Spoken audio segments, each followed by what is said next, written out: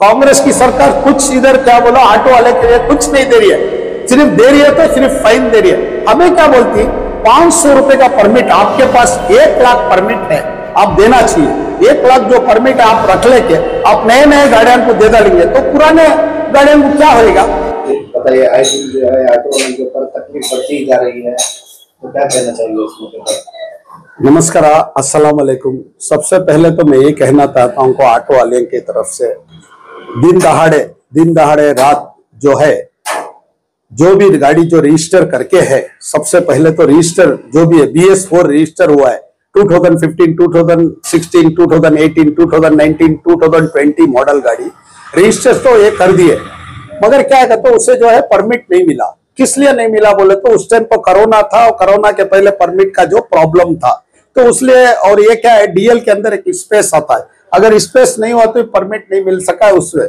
उस वजह से क्या हुआ, BS6 जो गाड़ी थी वो अभी नहीं आएगी, मगर कॉलम के अंदर क्या है तो ये लोग है ना BS6 को देना करके अभी देख लिया RTO वाले, मगर अभी देख लिया तो अब ऑटो वाले वो इसके पहले जो BS4 था उसे भी तो देना चाहिए ना। अभी दिन दहाड़े आप फाइन डालते, 10,000 15,000 फाइन डालते, फाइन डालना क्या भी बड़ी बात नहीं है, मगर कांग्रेस की सरकार क्या बोलते है, ये देते वो देते करके क्या बोलते है, कांग्रेस की सरकार कुछ इधर क्या बोला ऑटो वाले के लिए कुछ नहीं दे रही है, सिर्फ दे रही है तो सिर्फ फाइन दे रही है। हमें क्या बोलती, 500 रुपए का परमिट, आपके पास 1 लाख परमिट है, आप देना चाहिए। 1 लाख जो परमिट है आप रख लेके आप नए नए गाड़ियों को दे डालेंगे तो पुराने गाड़ियों को क्या होएगा?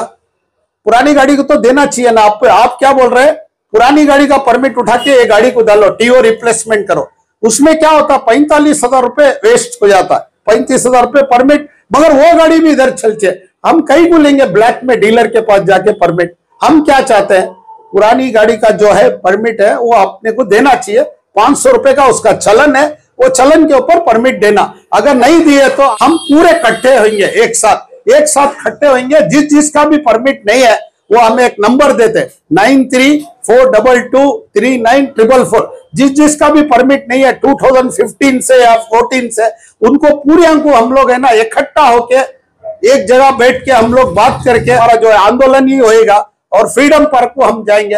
जिसका भी है वो आई है हमारे साथ, हम और आप मिलके इसी के लिए परमिट दिलाना ही पड़ेगा। तो कानून के दायरे में लेके करेंगे, ये कानून के दायरे में ही रह के करना पड़ेगा। तो हम लोग तो दायरे तो देख लेके है कि इतने दिन से, मगर ये सरकार को तो आइडिया रहना चाहिए और रामलिंगम रेड्डी को भी आइडिया रहना चाहिए। आप रजिस्टर कर डाले, रजिस्टर करने के बाद परमिट क्यों नहीं देते आप? तो आप नई गाड़ी को खाली देते रहेंगे तो गरीब इंसान कहाँ जाएगा, वो कहाँ से पैसा लाएगा? 45-30 हजार रुपए सब आप फाइन डालते हैं ना, उसे परमिट दो। नहीं, हमारा बोलने का मतलब क्या है, हुकूमत क्या है, हुकूमत को समझ में नहीं आ रहा है कि क्या करना, क्या ऑफिसर हमको करो, रजिस्टर कर डाले ना, आपके पास परमिट है ना, 80,000 रुपए, 80,000 परमिट है आपके पास, आप नए गाड़ियों को दे सकती हैं, तो पुराने आप क्यों किए रजिस्ट्रेशन जो करने का है वो करने का ही है।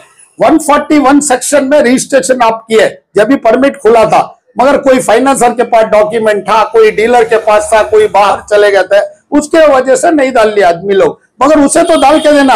आप तो ऑटो को आप कोई सब्सिडी नहीं देते, आप कुछ नहीं देते, खाली उनका परमिट देने में उनका क्या है, तो आपको वोट ही किए ना, वो लोग अधिकार से तो वोट किए। इनकी फैमिली जो है 2 लाख से 3 लाख फैमिली है, तो उनको जो है आप देना ही पड़ेगा। जिसके पास DL है, जिसके पास बैज है, एक बार उसे परमिट देना ही पड़ेगा।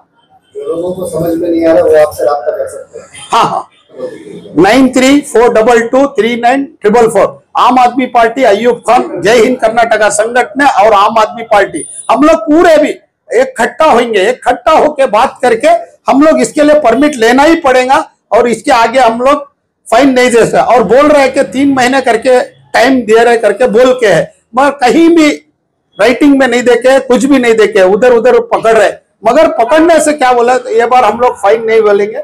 और मगर पूरे भी जितने भी लोग हैं इकट्ठा होना चाहिए, जिसे भी आप परमिट नहीं है वो इकट्ठा होके जाएंगे तो काम होएगा।